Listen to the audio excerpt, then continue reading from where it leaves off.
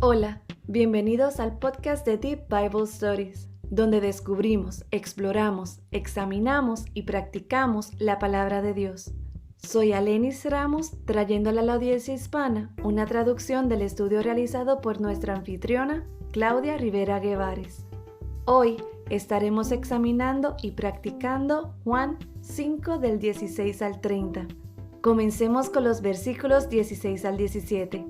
Y por esta causa los judíos perseguían a Jesús y procuraban matarle, porque hacía estas cosas en el día de reposo. Y Jesús le respondió: Mi Padre hasta ahora trabaja y yo trabajo.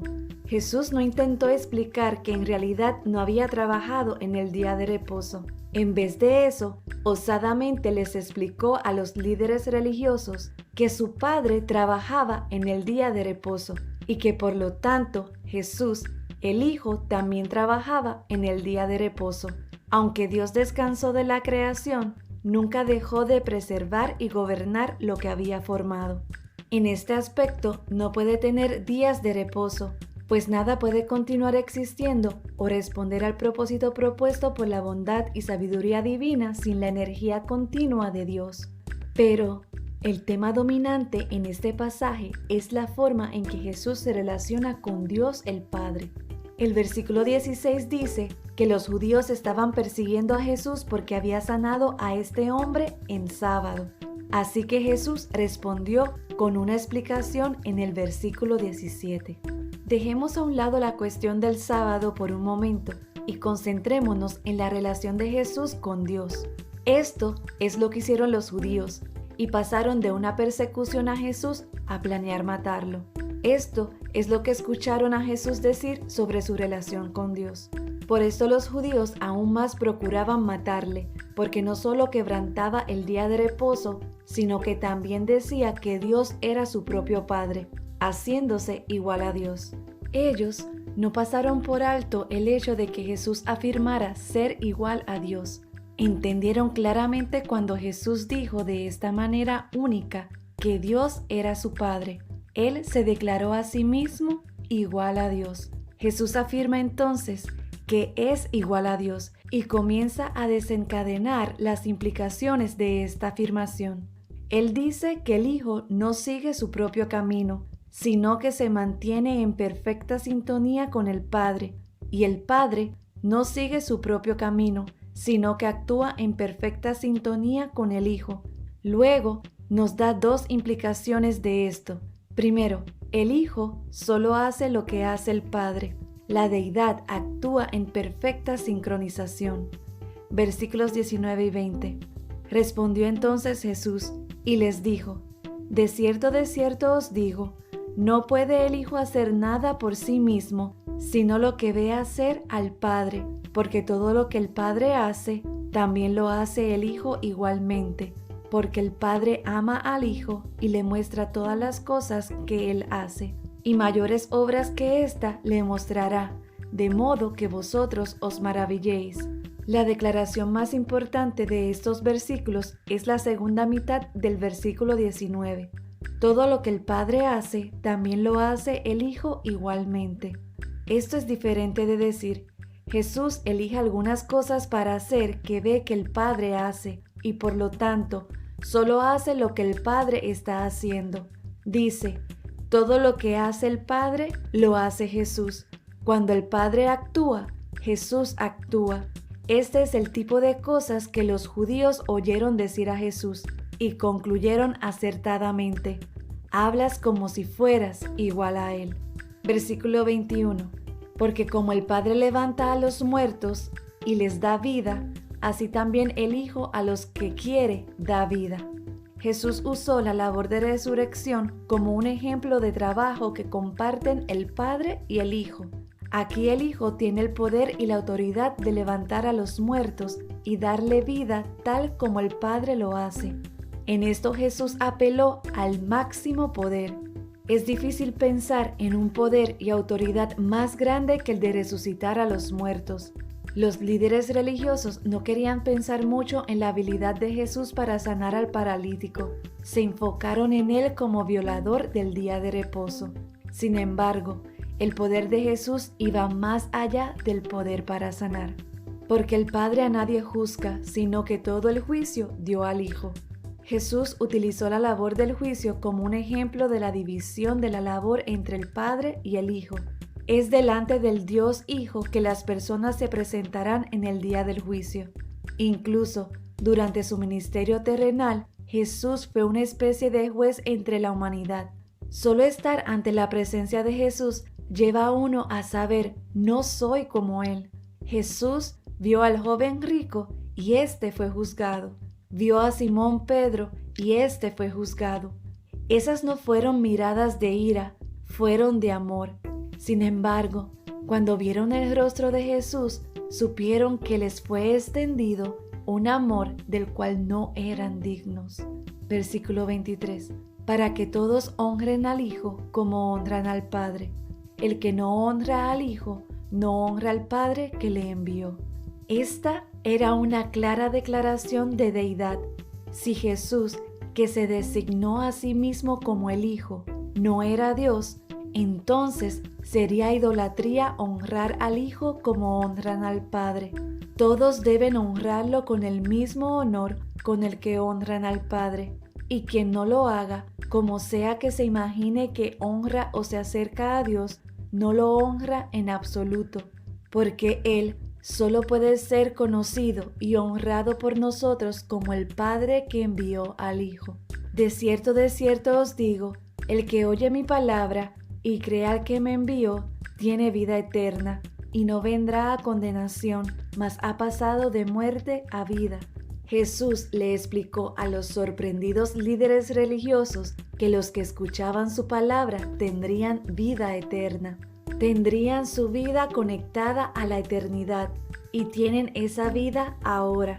Juan 3:16 dice que creer en Jesús en el sentido de confiar en Él, depender de Él, aferrarse a Él, era el camino a la vida eterna. Aquí Jesús dice que escuchar su palabra y creer en el Padre al que le envió es el camino a la vida eterna. Como el Padre y el Hijo están tan unidos en su trabajo, cada uno es verdad del otro.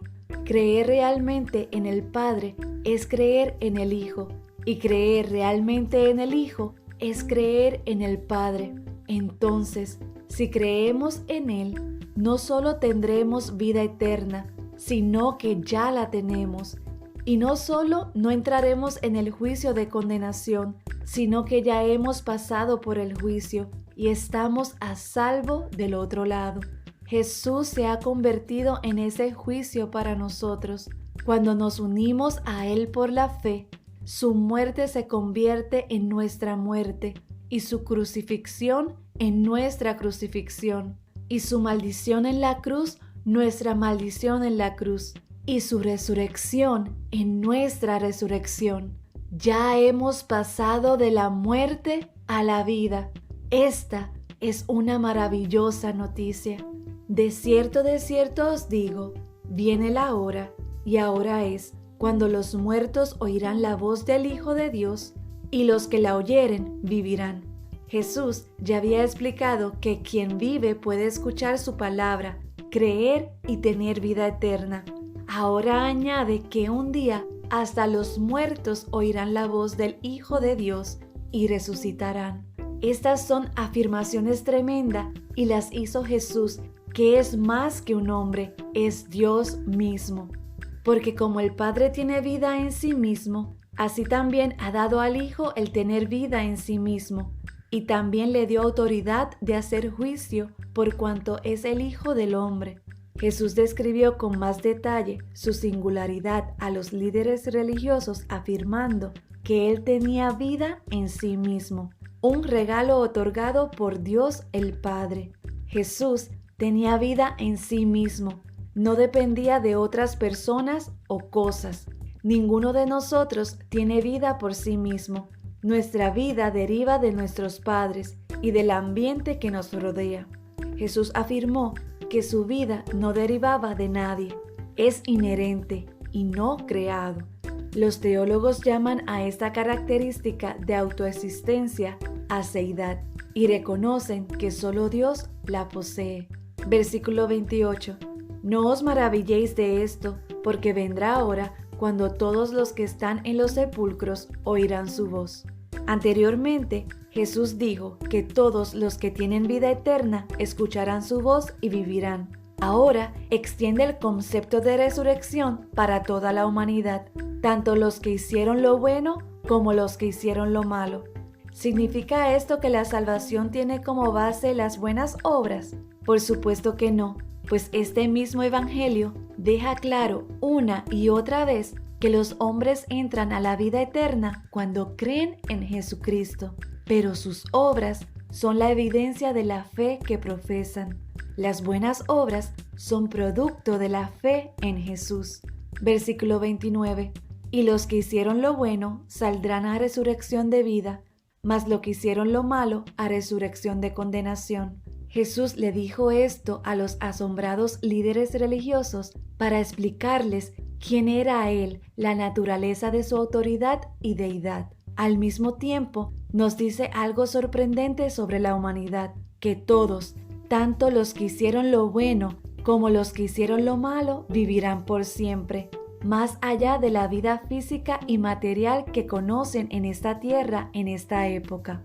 Jesús les ordenará que se levanten en ese día en cuerpos aptos para la eternidad. Piensa en esto. ¿Qué pasará contigo en la eternidad? ¿Podrías morir hoy, mañana o en unos años? ¿Estás preparado para la eternidad? ¿Dónde la quieres pasar? No ignores el Evangelio. No actúes como que no es importante y es basura religiosa. El Evangelio es la buena noticia que Jesús te da. Hay salvación solo en Él. Hay vida eterna solo en Él. Arrepiéntete de tus pecados y acércate a Jesús. Cree en Él. Cree en quién es Él y en lo que hizo por ti. Y resucitarás a la vida eterna con Él, no a la condenación.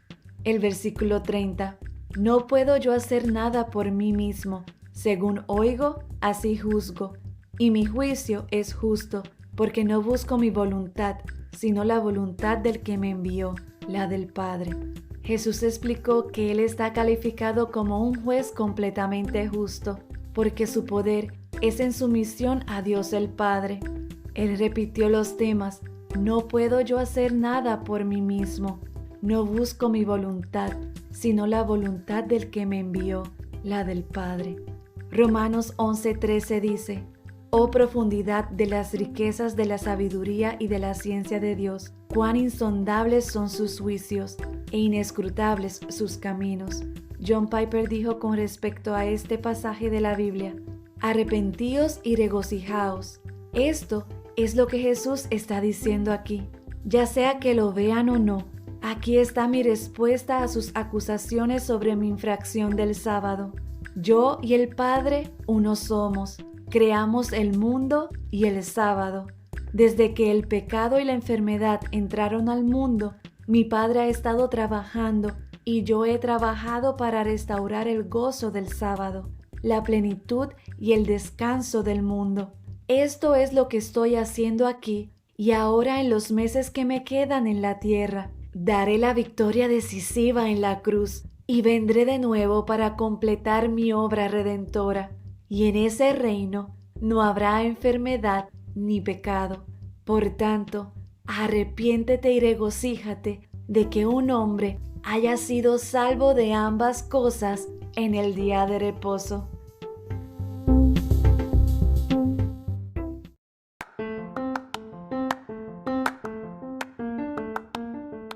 Puedes encontrar más información en nuestro sitio web deepbiblestories.com, donde también encontrarás el calendario de estudio del libro que estaremos estudiando, en Instagram y Facebook como Deep Bible Stories, donde puedes enterarte cuando se publiquen nuevos podcasts.